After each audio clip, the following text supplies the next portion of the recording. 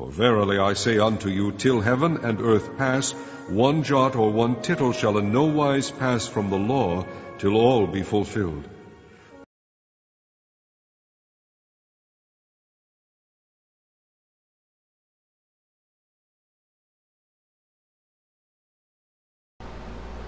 Hello everybody out there. This is the tittle of the day for today. And today it's over Noah is a preacher of righteousness, or Jesus, part 2. And I kind of want to show how even though, Noah fell and Noah had problems that he had to deal with, like all of us, he still preached Jesus, and he still went out into the whole world at the time and proclaimed the gospel. So let's look at that. Getting started first with Noah. He was a preacher of righteousness, or Jesus, but many times he fell down, and mainly because of drinking, right? I mean, that's what the story we know. So let's look at that, and it's interesting because what we want to compare is 2 Peter 2:5 with Genesis 6:8 and 9, which says this. And spared not the old world, but saved Noah, the eighth person, a preacher of righteousness, bringing in the flood upon the world of the ungodly. And Genesis 6 says, but Noah found grace in the eyes of the Lord. These are the generations of Noah. Noah was a just man and perfect in his generations, and Noah walked with God. Okay, we know that he wasn't perfect, because only Jesus is perfect, but I tend to think that his DNA was perfect, and he was a preacher of righteousness. Okay, so that's why he found favor in God's eyes, grace in God's eyes, if you will. So, also, if we look at, he found grace with God, but also he fell. But it's very interesting if we take where it says that he was a just man in Genesis 6, and we compare it with Proverbs 24:16. It says, for a just man falleth 7 times, but riseth up again, but the wicked shall fall into mischief.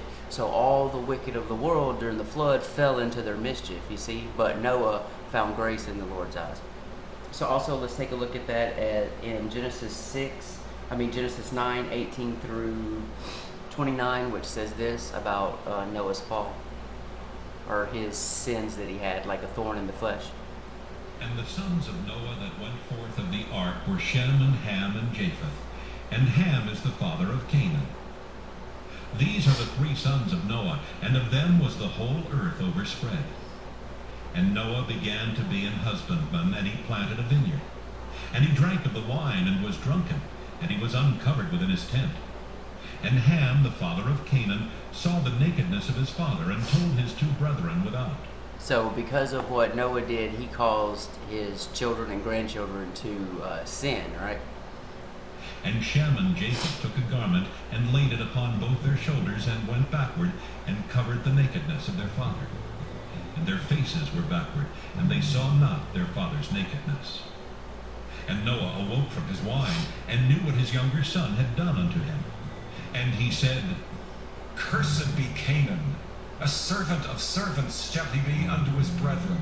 And see, if he never would have gotten in that drunk state, which, I've been in many times, then he would have never cursed his children. You see that? I mean, so it was really Noah's fault that he fell into that. And he said, blessed be the Lord God of Shem, and Canaan shall be his servant. God shall enlarge Japheth, and he shall dwell in the tents of Shem, and Canaan shall be his servant. And Noah lived after the flood 350 years. And all the days of Noah were 950 years, and he died. So you see, Noah is a just man, found grace in the Lord's eyes, but yet he falls also.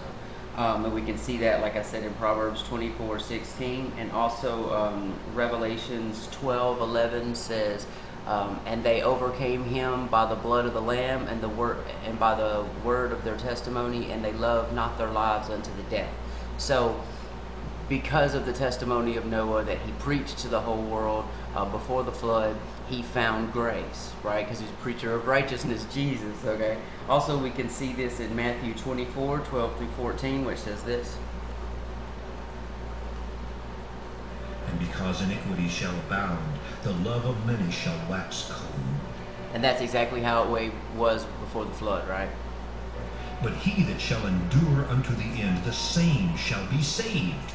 And this gospel of the kingdom shall be preached in all the world for a witness unto all nations.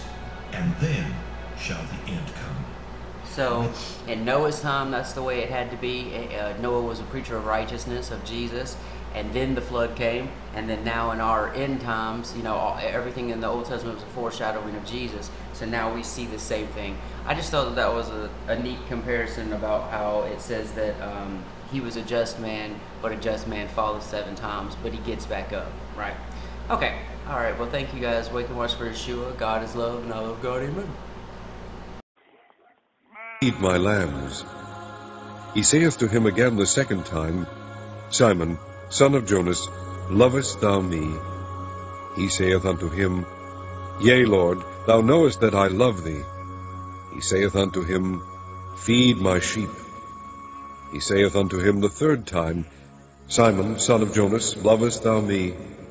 Peter was grieved because he said unto him the third time, Lovest thou me? And he said unto him, Lord, thou knowest all things, thou knowest that I love thee. Jesus saith unto him, Feed my sheep.